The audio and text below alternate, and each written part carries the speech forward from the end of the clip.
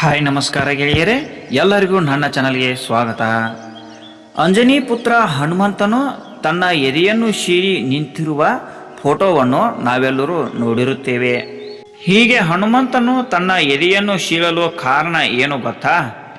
ರಾಮನ ಮೇಲೆ ಹನುಮಂತನ ಭಕ್ತಿ ಎಷ್ಟಿತ್ತು ಅಂತ ನಿಮಗೆ ಗೊತ್ತಾ? ಹಾಗೂ ಲಕ್ಷ್ಮಣ ಹನುಮಂತನ ಮೇಲೆ ಕೋಪಿಸಿಕೊಳ್ಳಲು ಕಾರಣ ಏನು ಅಂತ ನಿಮಗೆ ಗೊತ್ತಾ? ಈ ಎಲ್ಲ ಪ್ರಶ್ನೆಗಳಿಗೆ ಉತ್ತರವಾಗಿ ರಾಮಾಯಣದಲ್ಲಿ ಒಂದು ಅತ್ಯದ್ಭುತವಾದ ಕಥೆ ಇದೆ.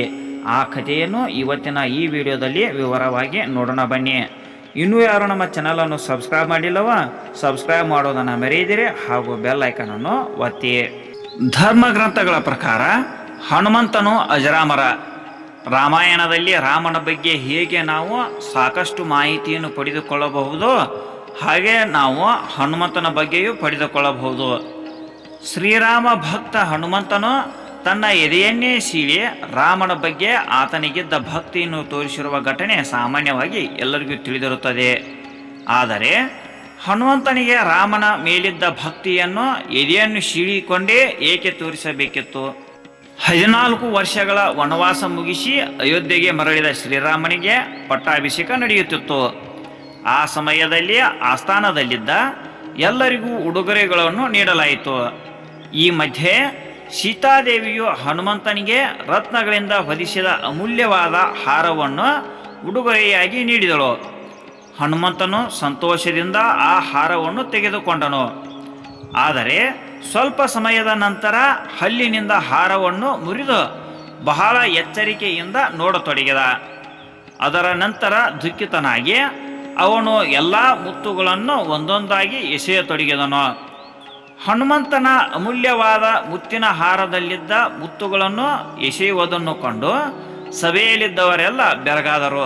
ಹನುಮಂತನು ಮುತ್ತುಗಳನ್ನು ಎಸೆಯುತ್ತಿದ್ದಾಗ ಲಕ್ಷ್ಮಣನು ಹನುಮಂತನ ಈ ನಡವಳಿಕೆಯನ್ನು ಶ್ರೀರಾಮನಿಗೆ ಅವಮಾನವೆಂದು ಪರಿಗಣಿಸಿದನು ಮತ್ತು ಅವನು ಹನುಮಂತನ ಮೇಲೆ ಕೋಪಗೊಳ್ಳಲು ಪ್ರಾರಂಭಿಸಿದನು.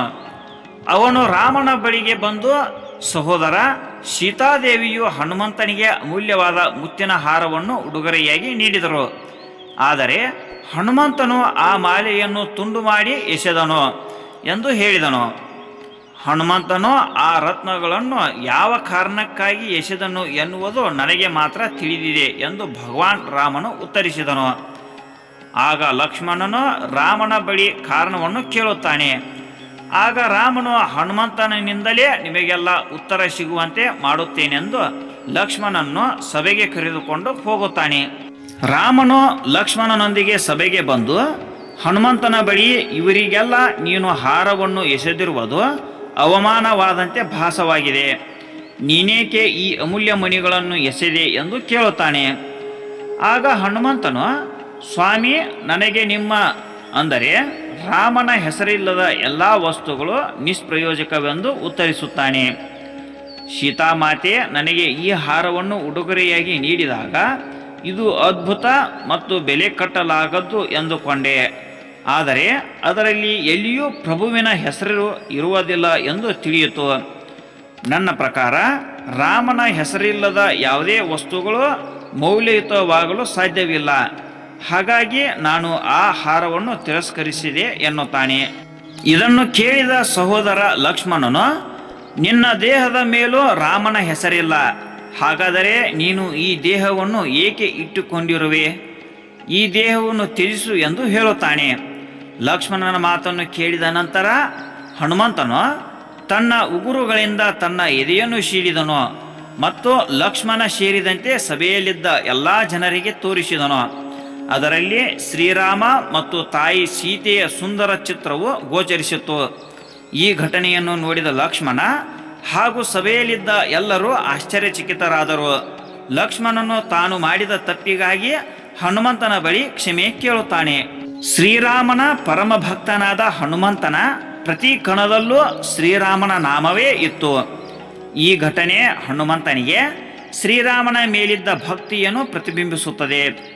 ಹನುಮಂತನಿಗೆ ಶ್ರೀರಾಮನ ಮೇಲಿದ್ದ ಪ್ರೀತಿ ಭಕ್ತಿ ಎಷ್ಟು ಶುದ್ಧವಾಗಿತ್ತೆಂದರೆ ಅವನಿಗೆ ಶ್ರೀರಾಮನ ಹೆಸರನ್ನು ಹೊರತುಪಡಿಸಿ ಯಾವುದೂ ಮೌಲ್ಯಯುತವಾಗಿರಲಿಲ್ಲ. ಗೆಳೆಯರೇ, ಈ ಭಕ್ತಿಪೂರ್ವಕ ಕಥೆ ನಿಮಗೆ ಇಷ್ಟವಾಗಿದ್ದರೆ ಲೈಕ್ ಮಾಡಿ ಹಾಗೂ ಇತರರಿಗೂ ಶೇರ್ ಮಾಡಿ. ಇನ್ನೂ ಇಂತಹ ಉಪಯುಕ್ತ ವಿಡಿಯೋಗಳಿಗಾಗಿ ನಮ್ಮ ಚಾನಲನ್ನು ಸಬ್ಸ್ಕ್ರೈಬ್ ಮಾಡಿ ಹಾಗೂ ಬೆಲ್ ಐಕಾನನ್ನು ಒತ್ತಿ. ಇನ್ನು ಮುಂದಿನ ಸಂಚಿಕೆಯ ವಿಡಿಯೋದಲ್ಲಿ ನಾವು ಹನುಮಂತನ ಇನ್ನೊಂದು ಕಥೆಯೊಂದಿಗೆ ಬರೋಣ. ಎಲ್ಲರಿಗೂ ಧನ್ಯವಾದಗಳು.